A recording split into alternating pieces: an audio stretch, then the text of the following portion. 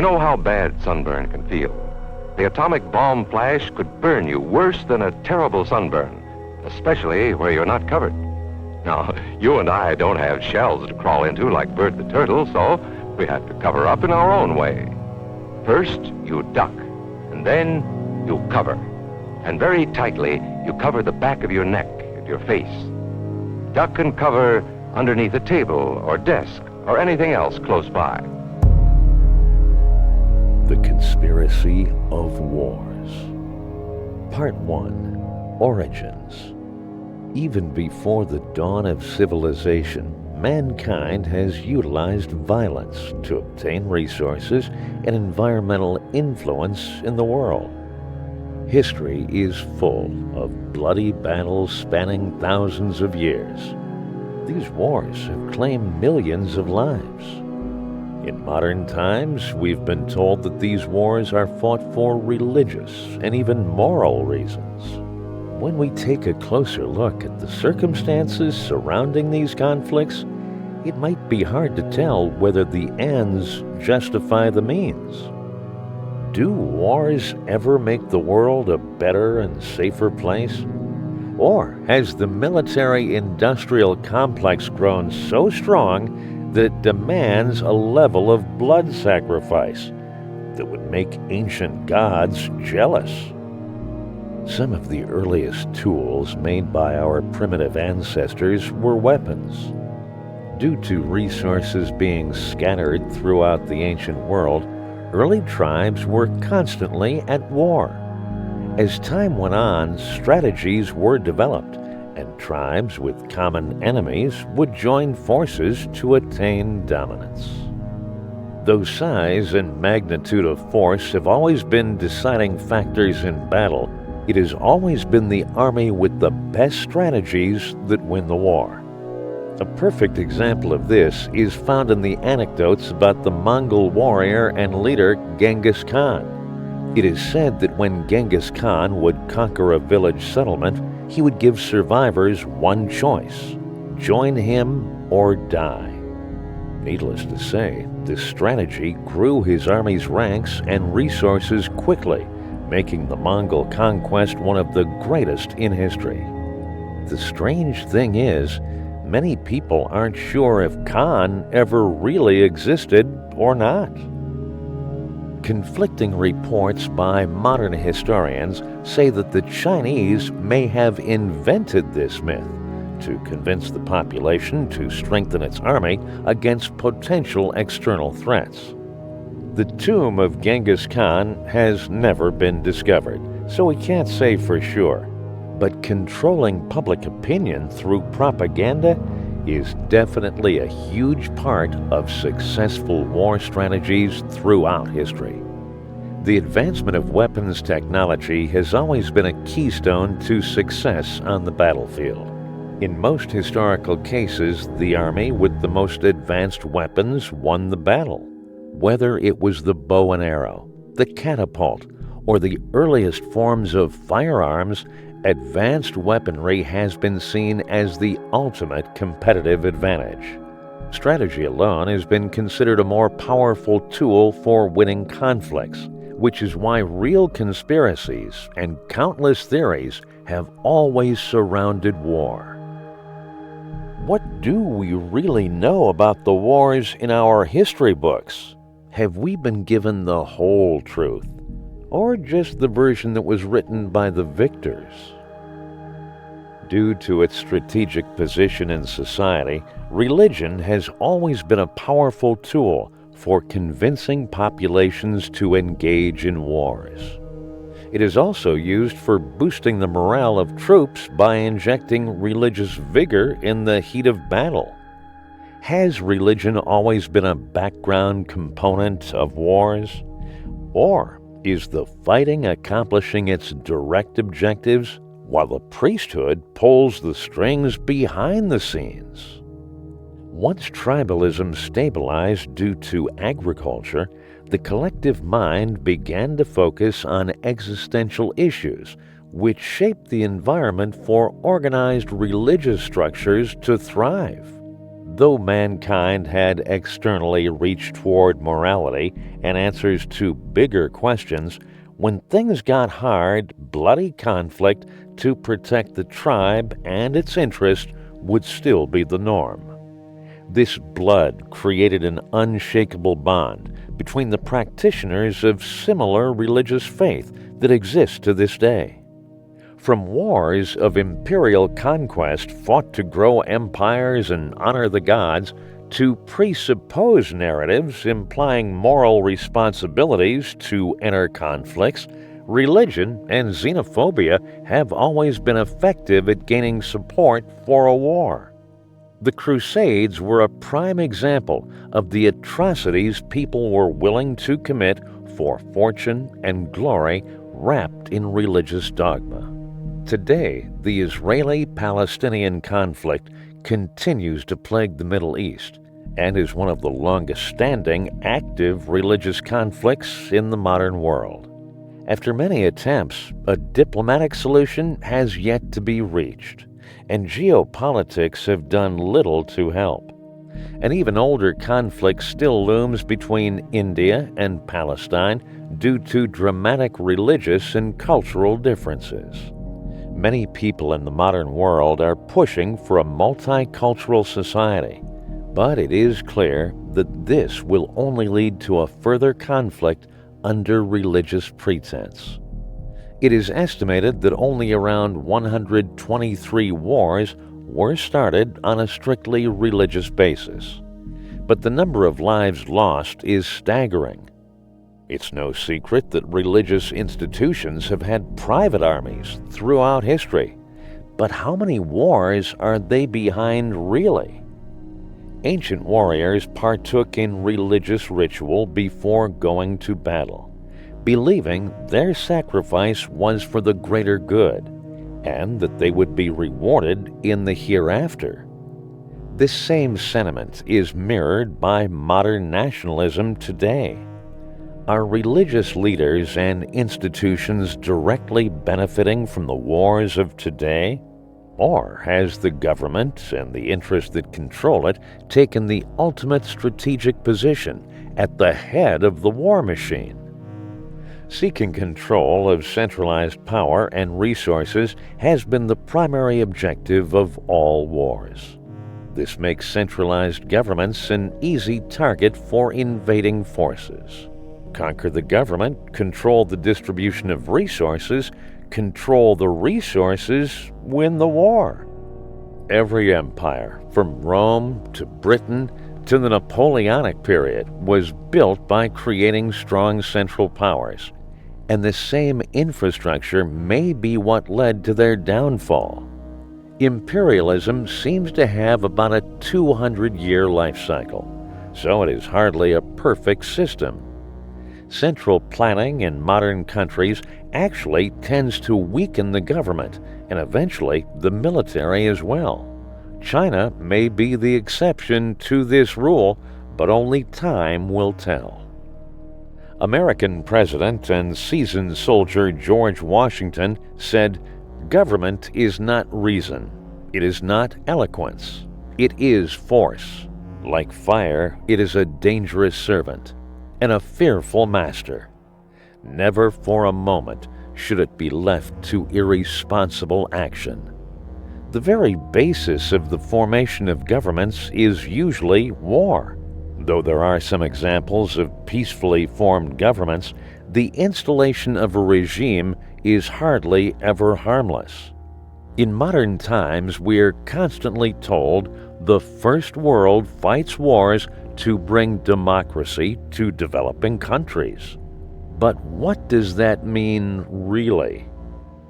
No different than our ancestors, we truly enter these conflicts to establish strategic economic positions relative to the resources in a given geographic area. Though rhetoric seems to appease the masses, however, the influence of first world countries on the governments of those in conflict is undeniable. Even the assassination of Archduke Franz Ferdinand, which is accepted as the official cause of World War I, is an open political conspiracy. Whether the historical narrative about this event is truly the reason the war started is hard to know for sure. Either way, destabilizing governments has always been a huge component of military strategy. Spies and assassins have always been placed in advantageous positions, even in times of peace. Benedict Arnold is one of the most famous examples of the leverage these characters can create, which makes them an integral part of wartime strategies. Revolutions are often successful based on the effectiveness of strategies like this. Will another superstate conquer the world eventually? Or is the proliferation of information and resources simply too great in the globally connected society of the Internet? Part 2. Mythology. Benedict Arnold was part of one of many conspiracies going on at the time of America's Revolutionary War. These wars of insurrection often began with conspiracies, and this one was no exception. The resistance in America had spies in the Loyalist ranks. The French saw an opportunity for profit in aiding the resistance and took advantage of it. One of the lesser-known conspiracies was the plot to take out George Washington, involving his bodyguards and the governor of New York. This kind of corruption was common at the time. When paired with the French influence on the war and the Redcoat spies, paranoia in America was at an all-time high. France had its own revolution, and the conspiracy theories surrounding it are even stranger. Many believed that the revolutionary philosopher and writer Voltaire was working under the guidance of the Bavarian Illuminati. The truth is, many revolutionaries had their own conflicting agendas at the time. The Freemasons were another group blamed for the revolution. This would ultimately lead to them being outlawed from the country later on. The very concept of conspiracy theories was popularized in this period of chaos and uncertainty. The concept of revolution is as old as civilization, and even today we still see uprisings in many parts of the world. It seems that human nature guides us to stand up against oppressive powers. The real question is, when is the tipping point? And is it controlled? Many modern conspiracy theorists believe in the concept of controlled opposition. This is the idea that revolutions are not an organic process, as we've been led to believe. Instead, they're designed, or at least managed, by special interests who are planning a power grab scenario. As mankind's political and philosophical maturity evolves, it seems that revolutions are actually less common than you would think. Men being used in wars for political gain has come under fire since the Vietnam War. Though we've had several wars since then, they are garnering less and less support from the general public. Though some people believe a revolutionary war may be needed again soon in America.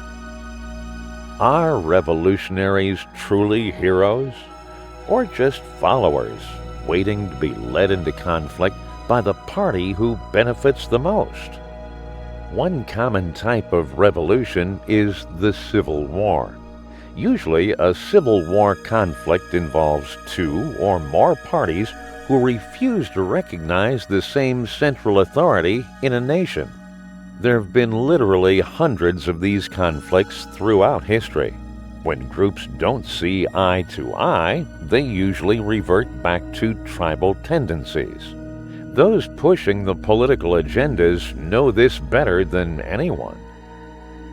The most popular conspiracy surrounding civil wars is that radical counterculture groups are engineered to create the civil unrest leading to the pretext for war. We are often given political and moral narratives about these wars without ever seeing their true purpose. A popular example of this methodology is the American Civil War period. Children are taught that this war was predominantly fought to emancipate slaves in the southern states. This is designed to paint the Northern Union soldiers as abolitionist war heroes of moral superiority. This narrative also dehumanizes the Southern soldiers and makes them look like barbarians. This is a common tactic employed in pre-war and post-war propaganda. The truth about the Civil War was that the Confederate States wanted more sovereignty and less centralized control by a government they felt didn't represent their interests.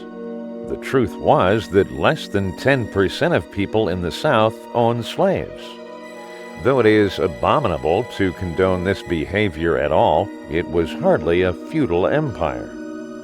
Civil wars can be the worst kind of war because they pit brother against brother. Families often fought on both sides of these conflicts, and we still see this, even today. Conspiracy theorists say they believe this is done by the elite to destabilize nations in order to gain financially and obtain political leverage. Like many revolutionary wars, organized architecture is suspected. Are nations simply unable to agree to disagree? Or do outside forces corrupt the status quo to take control? Fewer wars have more conspiracies surrounding them than World War I and World War II. We see everything from stories about UFOs seen in the South Pacific to the Nazi cult of power or the formation of the Nation of Israel and the UN Treaty. Believe it or not, the most nefarious conspiracies involve banking cartels, and they have the most credibility. The idea of special interests financing and profiting from wars wasn't an entirely new concept, but during this time it was documented like never before. All the major players were involved. During World War I, groups such as the Rhodes Trust set themselves up to profit off of the bloodshed. World War II was flooded with commercial interests as well, and even Henry Ford and John D. Rockefeller were in business with Nazi Germany. The Second World War also pulled America out of its Great Depression by giving the economy a major boost, which means its involvement was probably more economic than moral. This leaves a pretty big question mark surrounding the attack on Pearl Harbor. Many conspiracy researchers believe Pearl Harbor was one of the first major false flag attacks in history. A false flag attack is when the ruling powers of a country or political ally either engage in or allow an attack on their own population or military. The function of such an operation is to gain public support to enter into or start a war. Many events have been suspected of being false flags, even the assassination of Franz Ferdinand that started World War I. It has never been confirmed that one of these events have taken place. However, one such plan did take place in America during the 1960s. The planned attack, called Operation Northwoods, came to light upon the declassification of government documents under the Freedom of Information Act. The DoD's Northwoods plan proposed an attack against American citizens in order to gain public support to stage a military invasion of Cuba. Are wars being designed and bankrolled by elite financiers? Or is it governments who jump into wars out of political opportunism? Maybe a little of both. One of the most popular modern conspiracies is that the September 11th attacks in 2001 were a false flag operation carried out by extremists trained and assisted by the CIA. But why? To enable the government to perform a tactical invasion of the Middle Eastern region in the name of humanity and democracy through the newly declared War on Terror. Once the U.S. military finished setting up shop in Afghanistan, they coincidentally had more problems over in Iraq. This time with Saddam Hussein. They needed a really good reason to invade a sovereign nation. So the Bush administration fabricated reports of nuclear weapons of mass destruction, which they later redacted after accomplishing several political goals in the country. They never found weapons, but in several places they uncovered massive mineral deposits and resources instead. Though there is intelligence to suggest they knew of these abundant gains back in the 1980s, right before the first time they entered the area under Desert Storm. The gains in this country were not political alone. In fact, Vice President Dick Cheney's company, Halliburton, gained massive contracts to repair the war-torn country after the damage was done. As many have suspected for a long time, the lines between the special interests behind wars and governments involved in them are now completely blurred. Since this time, the U.S. military has been involved in Syria as well.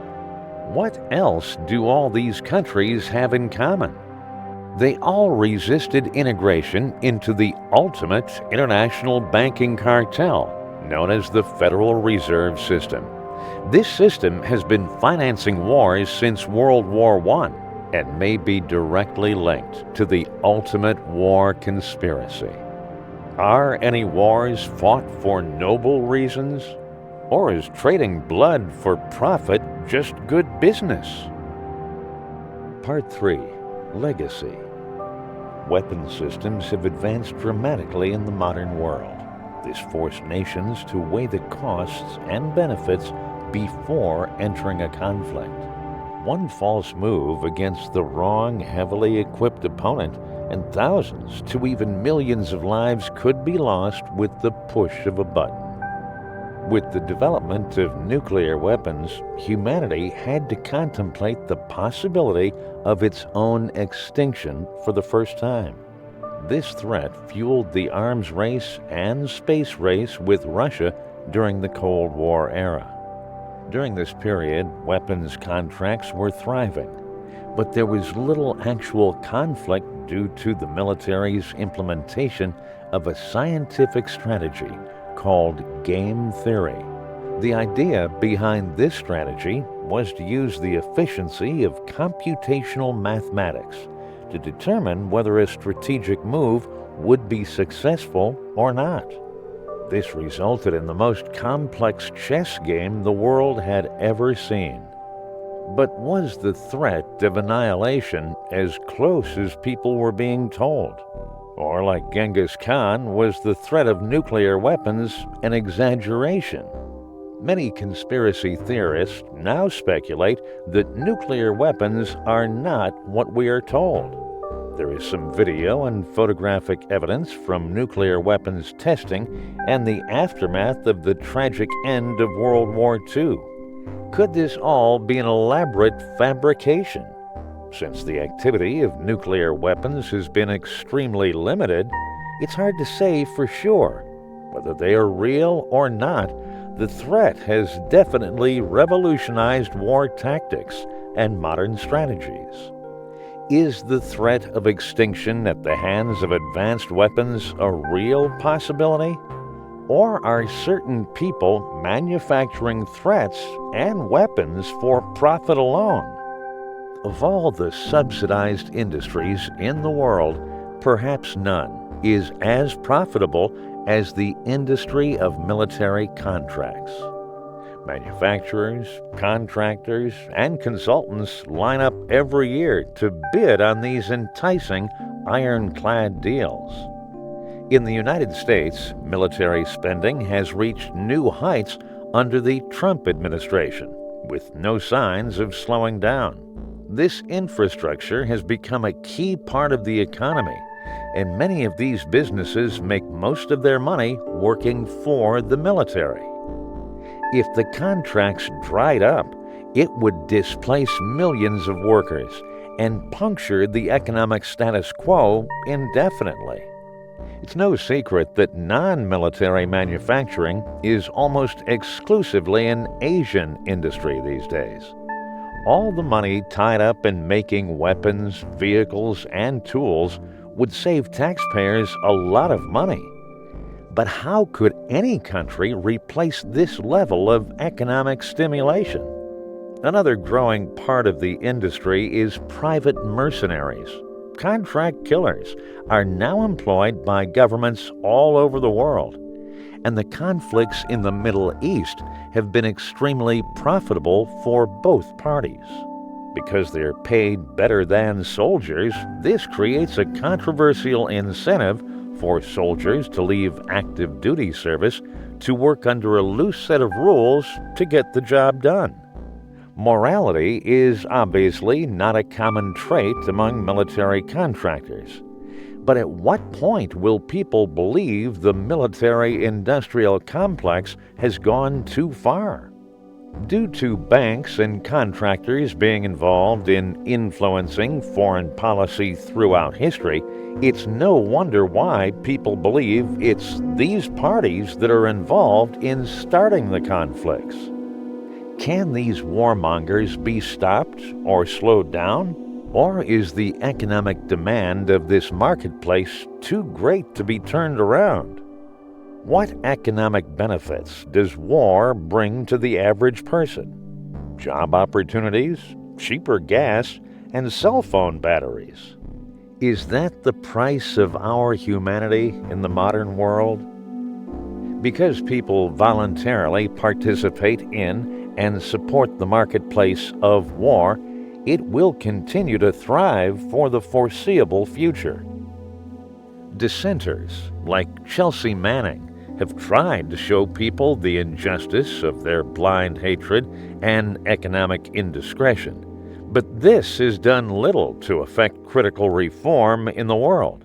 Though people are well aware of these atrocities and pay lip service to fix things, the blood-soaked dollars stay in circulation. Is the world now economically dependent on warfare? Or is there a solution to bring peace and keep the economy growing at the same time?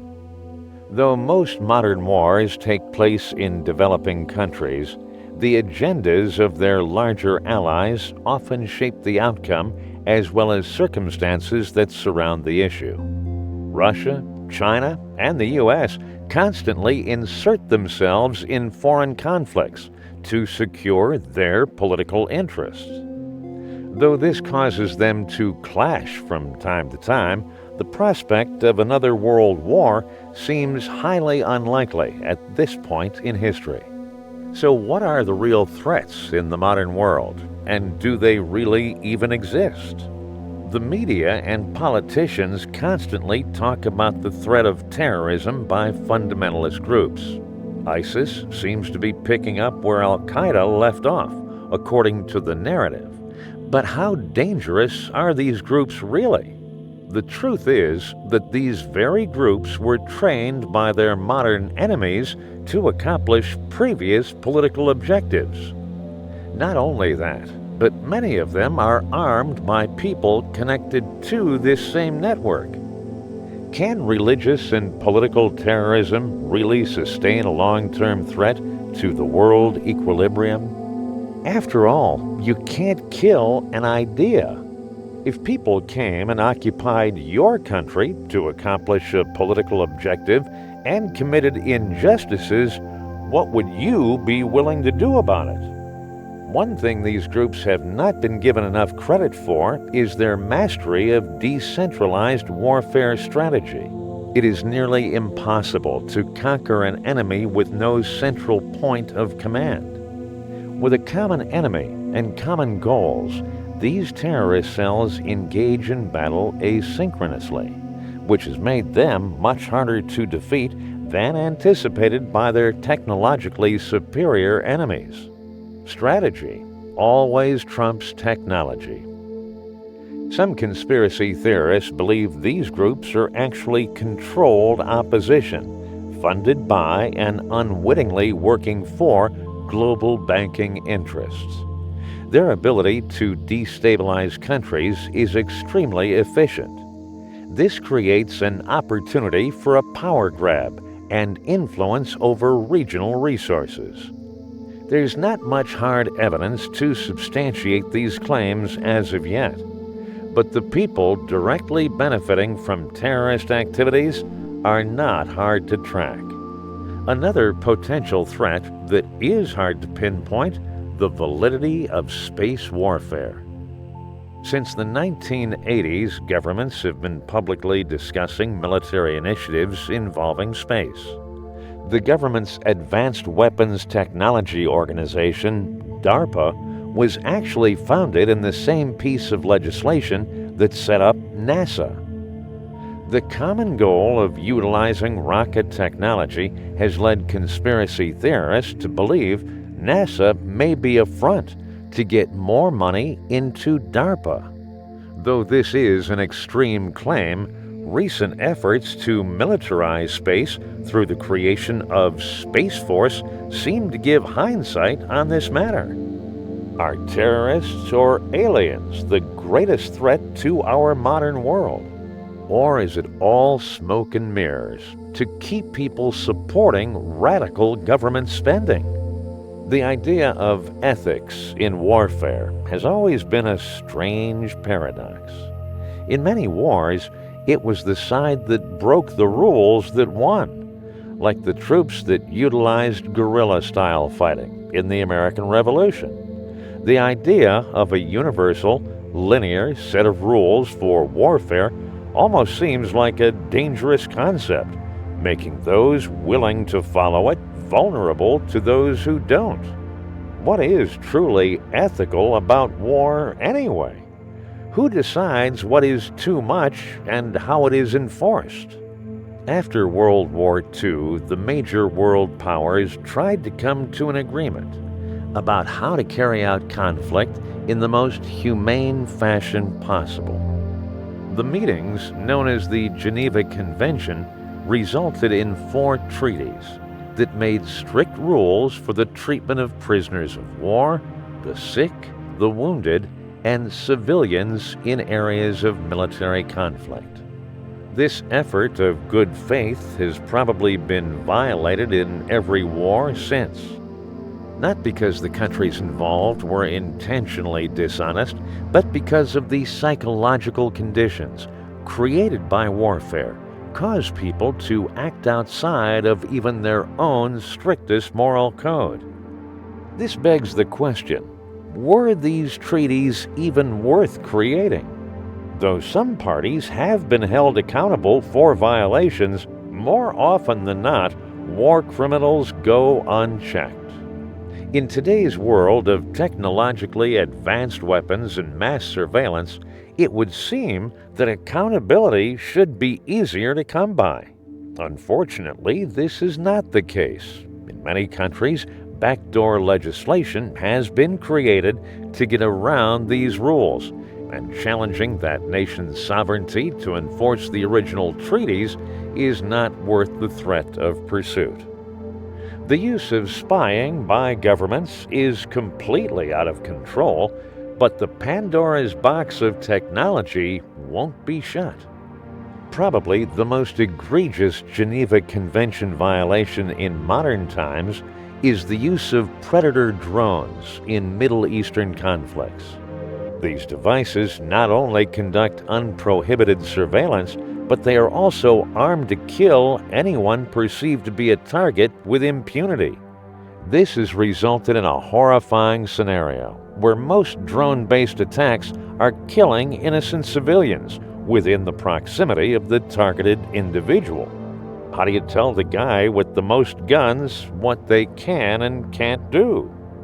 Though it's hard to believe there is any way to legislate accountability into warfare, that hasn't stopped some parties from trying. The truth of the matter is, war is never good for anyone, and for humanity to evolve, a much grander vision of how to address these issues must be conceived. Perhaps even a counter-conspiracy. Has warfare for the right reasons created progress in the world? Or are soldiers merely pawns on the chessboard of the elite's money-making chess match? Decide for yourself. This is only the official story.